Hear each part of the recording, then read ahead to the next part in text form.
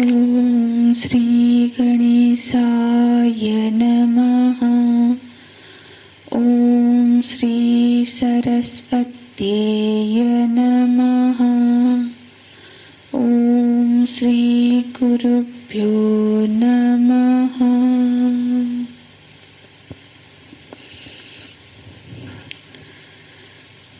श्लोक 65। प्रसादे सर्वदुःखानां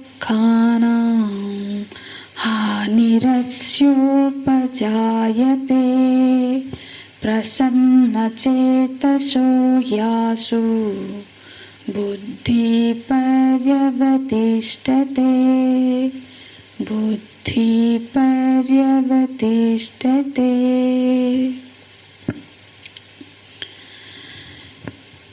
प्रसादम अधिगच्छति।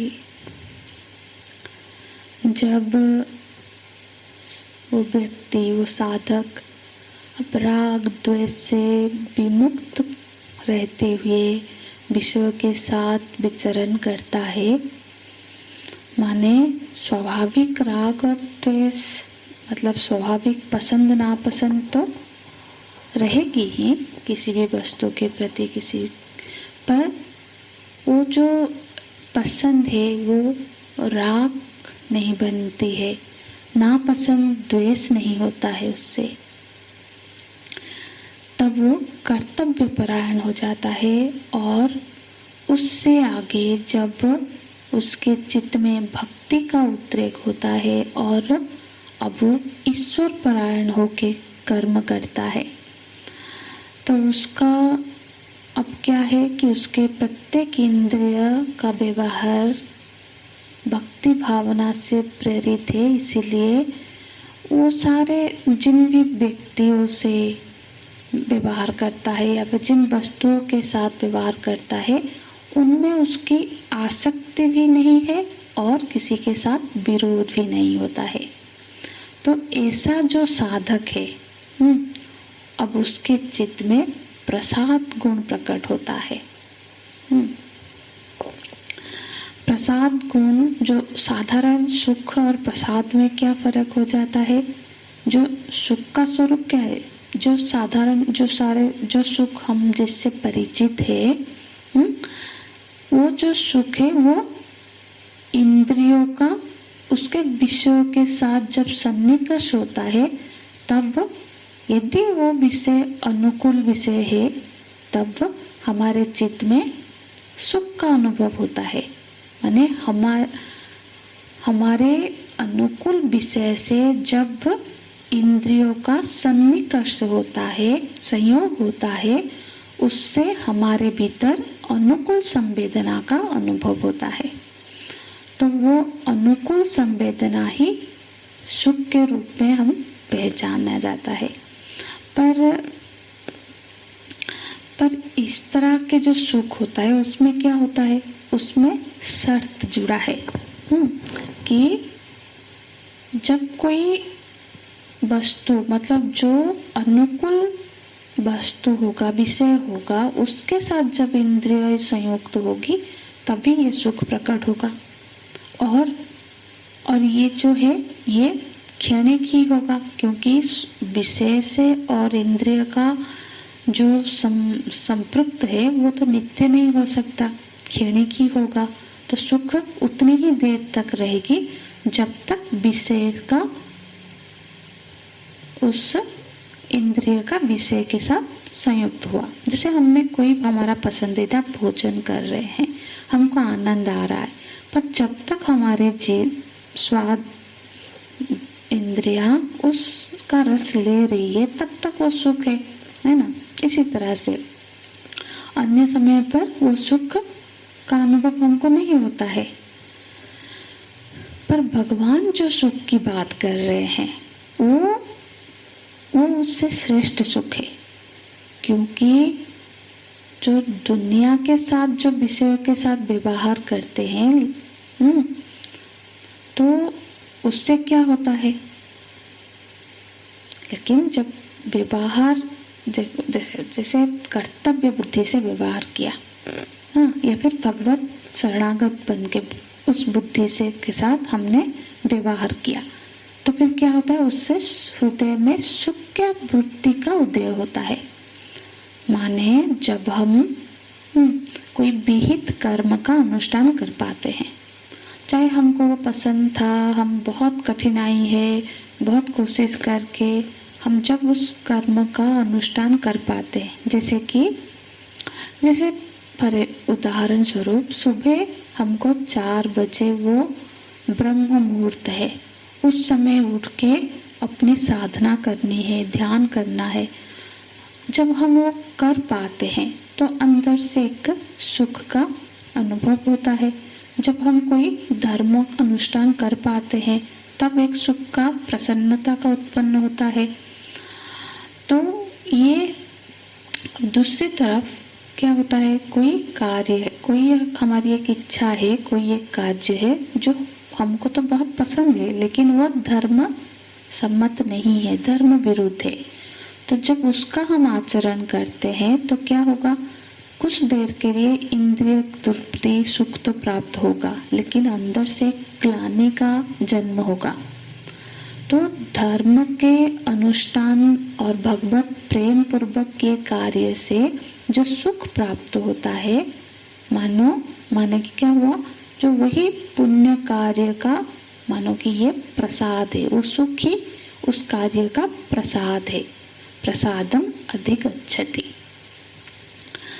और इस प्रसाद ने क्या किया, तो बोलते हैं, श्लोक हम देखेंगे, प्रसादे सर्व दुखानां हानिरस्य उपजायते।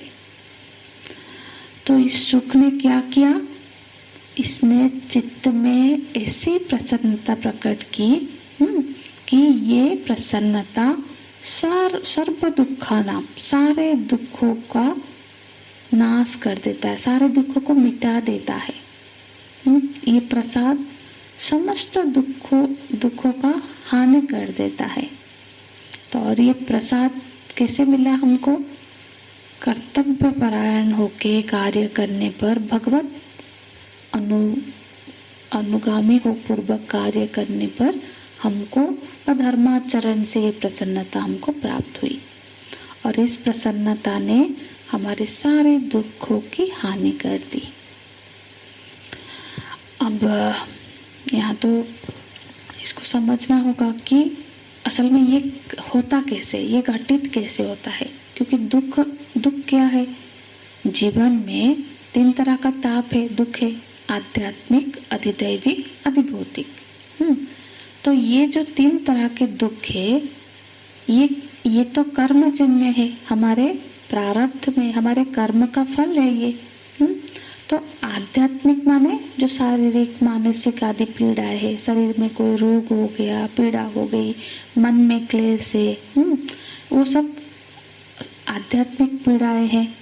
फिर हमारे आसपास जो व्यक्ति है, उनसे, कोई व्यक्ति वस्तु से जो हमारे चारों तरफ के, उससे जो दुख या कष्ट आ गया तो वो अधिभौतिक दुख है। और अधिदैविक जो सारे अनावृष्टि हो गई, कोई भूकंप हो गया, महामारी आदि, तो ये तीनों ही तरह के दुख है, ताप है। इसीलिए तो हम शांति शांति शांति का 3 बार पाठ करते हैं। तो ये सारे जो दुख है, ये सारे जो पीड़ाएं हैं, ये कर्मजन्य है, कर्म से आते हैं। तो जो अब चित्त में जो प्रसन्नता उत्पन्न हुई, क्या उसमें इतनी सामर्थ्य आ गई कि वो हमारे कर्म को ही मिटा दे, या फिर कर्म से उत्पन्न होने वाले फल को ही मिटा दे। पर भगवान तो ये कह रहे हैं, भगवान कह रहे हैं सर्व दुखानां हानिर। तो असल में जो वास्तव में क्या होता है, ये जो 3 तरह के जो ताप है, दुख है, ये फलीभूत होते हैं कहाँ, अंतःकरण में फलीभूत होते हैं। माने कोई भी परिस्थिति, चाहे सुख रूप हो, दुख रूप हो, तो जब वो सुख या दुख दोनों ही अंतःकरण के धर्म है ना, सुख और दुख शरीर का धर्म तो नहीं है, परिस्थिति का धर्म या बाह्य प्रवृत्ति का धर्म नहीं है। जैसे कि एक परिस्थिति आई, ठीक है, कोई भी घटना घटी या फिर एक परिस्थिति, पर वो फलीभूत तब तक नहीं होगा जब तक वो हमारे चित्त में, हमारे मन में, हमारे अंदर सुख या दुख की वृत्ति को जन्म ना दे दे। हाँ, तो कोई भी वृत्ति, यदि कोई परिस्थिति आई और हम उससे दुखी हुए, तभी जाके जब वो दुख की वृत्ति उत्पन्न हो गई अंदर से, तो हम दुखी हो गए। सुख की वृत्ति उत्पन्न हुई तो सुखी हुए। यदि मन में सुख या दुख कोई भी वृत्ति उत्पन्न ना होगी तो फिर क्या हुआ? तो फिर वो जो परिस्थिति हमारे कर्म के कारण आई थी वो प्रभावित नहीं कर सकी हमको। परिस्थिति का प्रभावित करने का अर्थ क्या है कि चित्त में इधर वो सुख वृत्ति या फिर दुख वृत्ति को उदय कर ले। और यदि तो हमारा अंतःकरण यदि सहज ही प्रसन्नता के भाव में, वातावरण में हो, तो फिर क्या होता है, अंदर जब सुख सहज ही प्रसन्नता होता है तो बाहर का जो परिस्थिति है, चाहे बाहर कितनी भी विकट परिस्थिति भी आ जाए, वो अंदर दुख को उत्पन्न नहीं कर पाती। एक तरह का, इसीलिए तो हमारे अंतःकरण के जैसी स्थिति होगी, बाह्य परिस्थिति का हमारे ऊपर उसी तरह से प्रभाव पड़ता है। इसलिए एक तरह का ही परिस्थिति में दो व्यक्ति है तो दोनों एक तरह से उसको रेस्पॉन्ड नहीं करते, दोनों का उस परिस्थिति का प्रभाव दोनों पर एक जैसा नहीं होता है। बहुत बार कोई बहुत कुछ हो गया तो कोई बहुत व्यस्त हो जाता है, अब क्या करूं, और दूसरा है कि थोड़ा सा उसमें इतना प्रभावित नहीं होता है। जैसे उदाहरण स्वरूप हम देखेंगे, यदि गरीबी माने क्या? बाह्य संसाधनों का अभाव, बाहर सारी चीजें नहीं है, खाने के लिए नहीं है, पहनने के लिए नहीं है, या फिर जो भी जरूरत की चीजें का अभाव है। तो जो गरीब, जो खुद को गरीब मान रहे हैं, वो क्यों मान रहे हैं? क्योंकि वो चीज, उनका अभाव उनको महसूस हो रहा है। हाँ, और वो दुखी है। गरीब तो सब, गरीब हो जाना दुखी, सबसे ज्यादा बड़ा दुख भगवान गोस्वामी जी भी बोलते हैं। पर एक तरफ एक व्यक्ति है जिसके पास अभी कुछ मांग के खाया है, फिर है नहीं, तो वो इतना दुखी, लोग भी उसको देख के दुखी हो जाते हैं कि ये दुखी, बेचारा दुखी है।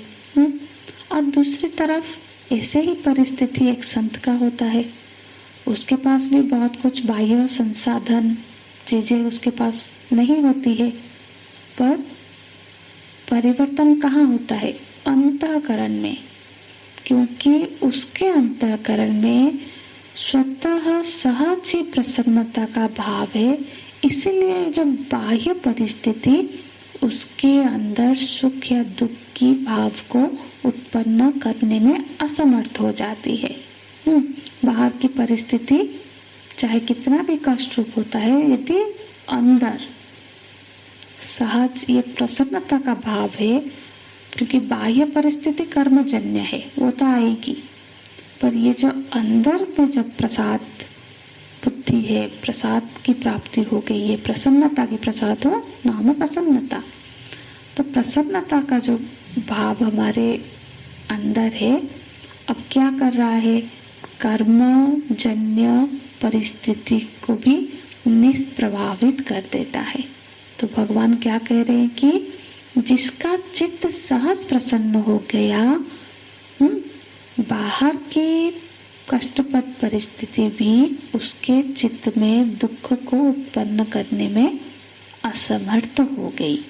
प्रसादे सर्व दुखानां हानिरस्योपजायते, माने बाहर की कोई भी परिस्थिति दुख रूप फल को प्रकट करने में असमर्थ हो गई। आगे का लाइन हम कल की कक्षा में देखेंगे। हरि ओम तत्सत। ओम पूर्णमदः पूर्णमिदं पूर्णात् पूर्णमुदच्यते पूर्णस्य पूर्णमादाय पूर्णमेवावशिष्यते। ओम शांति शांति शांति। हरि ओम। श्री गुरुभ्यो नमः। हरि ओम।